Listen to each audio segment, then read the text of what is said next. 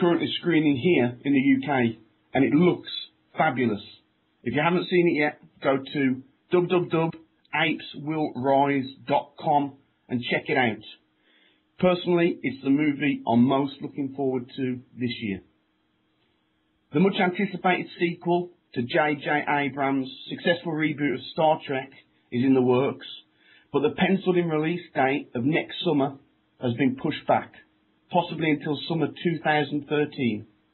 Its replacement in next year's summer schedule, G.I. Joe Retaliation.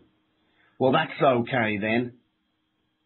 Movie studios Universal and New Line were engaged in a bidding war for an as yet unnamed raunchy comedy. Universal won out and recently announced that talentless humour vacuum Seth Rogen would play the starring role. You know, maybe Al Qaeda have it right. Western civilization has reached a state of sickness so profound we no longer deserve to exist. On a more positive note, Cowboys and Aliens hits the screens in the US this weekend. And with Daniel Craig and Harrison Ford in starring roles, this should be a summer blockbuster that really packs a punch, at the very least in the acting stakes. Looking forward to this one when it opens in the UK mid-August.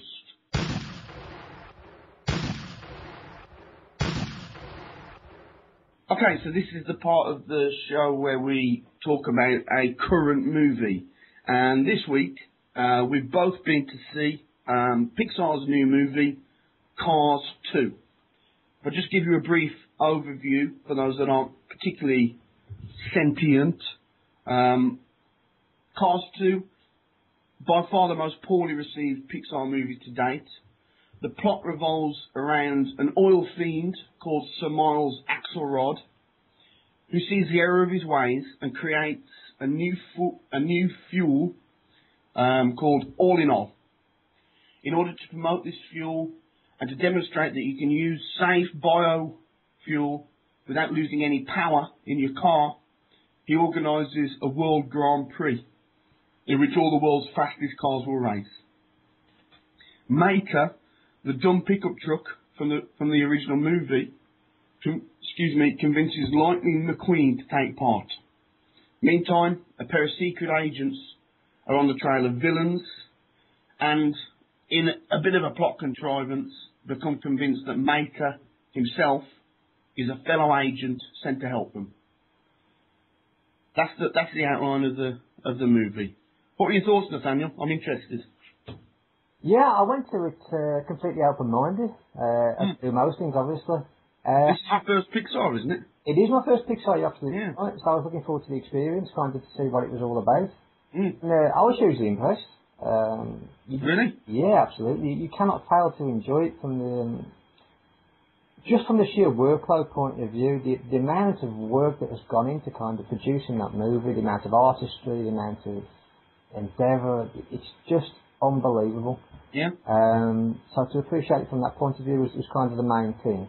The story itself was quite cute as well, you know, kind of what you said about the subliminal messages about the biofuel. You know, oh, absolutely. Yeah. It's just a healthy message to kind of give to kids, isn't it? And, you know, to present it in that kind of format with, you know, talking cars and cute faces. Mm. It's a nice way to go about things. So, although it wouldn't, you know, I wouldn't be rushing back to kind of buy it on DVD or anything, but it was a worthwhile movie and very enjoyable, yeah. Yourself? Would you watch another Pixar film, do you think? Yeah, absolutely. I think I would. Yeah. As I say, from the pure artistic point of view, you know, can you imagine the kind of the workload that must have gone into producing that film? How can you not appreciate that kind of thing? So that's important to you, the number of hours it takes to make a film. That's an important consideration. It is. I mean, obviously you can see when something's been thrown together, yeah, kind of sloppy, let's just bung another film out and make a few quid kind of attitude, but that certainly didn't come over in that movie. So yeah, it wasn't my perfect ideal choice of film, but couldn't help but appreciate it. I mean, the animation is extraordinary, isn't it? It was it's literally artistic. It was absolutely stunning. You know, and you could see the kids in the the auditorium are absolutely captivated by, which is really good to see. It's glad to see them kind of captivated by something as creative and as work driven as that, rather than some Teletubbies crap, Yeah, I've got to say, I find the criticism that it's received a bit mystifying. Right. Because I do my research. Yeah. Unlike some people. Right. Yeah. I have actually seen the first film. Yeah. And this one was way more action packed. Mm-hmm. It had a more exciting adventure plot, with the espionage angle. Uh-huh. And it wasn't as kind of gloopy and sentimental as the first one, because that does go down the kind of mawkish angle. Right. A little bit too much. Even though some of its messages, the original one about family values, are very pertinent and important. Yeah. It was a bit overdone. Right. Okay.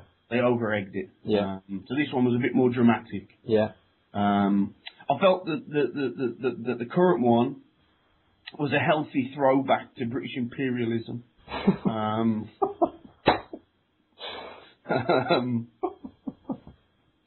Okay. Yeah. With the super sleuth, the James Bond types, and the sumptuous realisation of modern day London. Okay. Just reminding people of the power that we once were and will be again.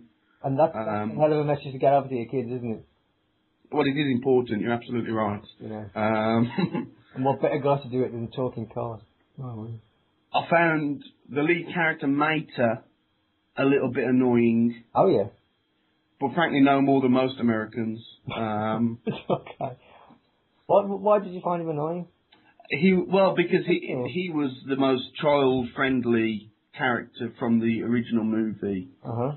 And so clearly what's happened is they've done a bunch of market research, asked all the kids, who's your favourite character from Cars? Yeah.